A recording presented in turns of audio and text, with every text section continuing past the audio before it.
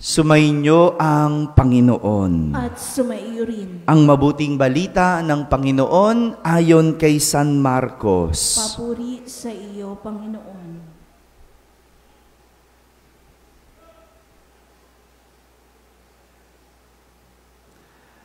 Noong panahong iyon, tinawag ni Jesus ang 12 at sinugong 12. Binigyan niya sila ng kapangyarihang magpalayas ng masasamang espiritu at pinagbilinan. Sa inyong paglalakbay, huwag kayong magdala ng anuman, maliban sa tungkod, ni pagkain, balutan, salapi sa inyong lukbutan o bihisan, ay huwag kayong magdala. Ngunit, magsuot kayo ng panyapak. Sinabi rin niya sa kanila, at sa alinmang tahanang inyong tuluyan, manatili kayo roon hanggang sa pag-alis ninyo sa bayan na iyon. Kung ayaw kayong tanggapin o pakinggan sa isang dako, umalis kayo roon at ipagpag ninyo ang alikabok ng inyong mga paa bilang babala sa mga taga roon. Kaya't humayo ang 12 at nangaral sa mga tao na pagsisihan nila at talikdan ang kanilang mga kasalanan. Pinalayas nila ang maraming demonyo sa mga inaalihan nito. Pinahiran nila ng langis at pinagaling ang maraming may sakit. Mga kapatid, ang mabuting balita ng Panginoon. Pinupuri ka namin, Panginoong Hesukristo. Umupo ang lahat. Isang magandang umaga po sa inyong lahat. Dumating na tayo sa pagtatapos. Pagtatapos ng kwento ng paghahari ni Haring David. Makalipas ang 40 taon, dumating ang katapusan ng paghahari ni Haring David sa Israel.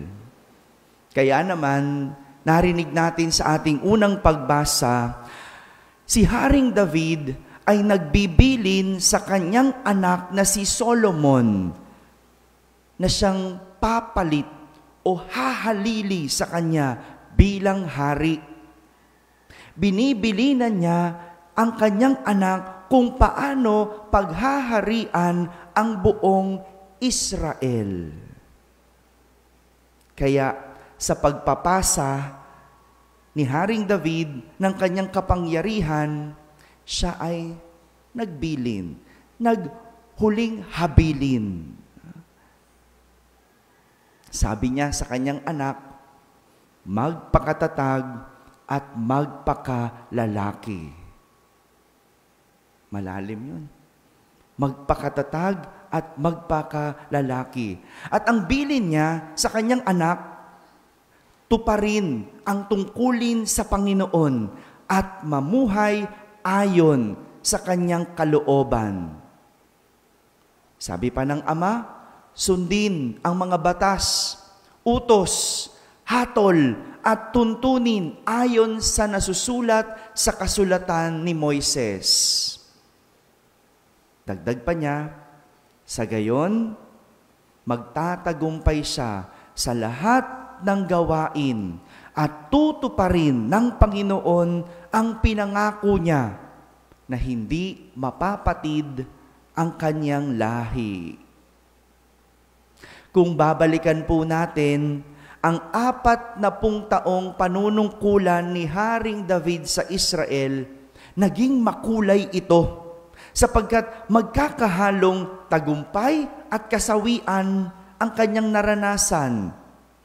Kalungkutan at kasiyahan, kahirapan at kasaganaan, kamatayan at kabuhayan ang nangyari sa hari. Kung nasundan natin yung kwento, lahat ng yon naranasan ng hari. Kaya nga, ganun na lang siya kung magbilin sa anak niyang si Solomon. Nagbibilin hindi dahil magaling siya, hindi dahil perpekto siya, kundi dahil naranasan ng hari kung paano mamuno. At alam niya kung saan siya nadapa. Alam niya kung saan siya nagkulang. Kaya alam din niya kung ano ang dapat gawin. Kung ano ang klase ng pamumuno na dapat gawin ng kanyang anak. At ito ay walang iba kundi sa pamamagitan ng Diyos. Isang pamumuno na pinamamahalaan ng Diyos. Samantala, sa ating ebanghelyo, si Jesus naman ay nagbibilin din. Narinig natin si Jesus nagbibilin sa kanyang mga alagad matapos niyang bigyan sila ng kapangyarihan na magpalayas ng masasamang espiritu. At ang kanyang bilin, sabi ni Jesus, huwag magdala ng anuman sa kanilang paglalakbay. Maliban sa tungkod, wala nang iba. Walang pagkain, walang balutan, salapi o lukbutan o kahit bihisan silang dadalhin. Pwede ba yun? Pwede ba yun? Maglakbay nang wala ni tungkod lang at panyapak? Pwede. Basta sabi ng Diyos. Posible ba yun? Posible. Basta sabi ng Diyos. Walang magdadala ng kahit ano. Kung titignan ang bilin na iyon ni Jesus, lahat iyon ay tumutukoy sa pagbitaw sa material na siyang pinanghahawakan ng kanyang mga alagad. Pagbitaw sa material. Dahil ang klase ng buhay na ibinibilin ni Jesus ay pagbitaw sa material at pagkapit sa Diyos. Pagbitaw sa material at pagkapit sa Diyos. Ito ang buhay na pamamahalaan ng Diyos. Isang buhay na bumibitaw sa material at kumakapit sa Diyos. Kahapon po, matapos ang misa ko dito sa aming parokya, ako po ay nag-interview ng 2 ikakasal. Nasabi ko sa kanila na hindi madali ang mag-asawa o hindi madali ang pag-aasawa.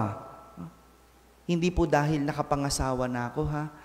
Hindi dahil sa ako'y may karanasan sa pag-aasawa. Hindi po. No?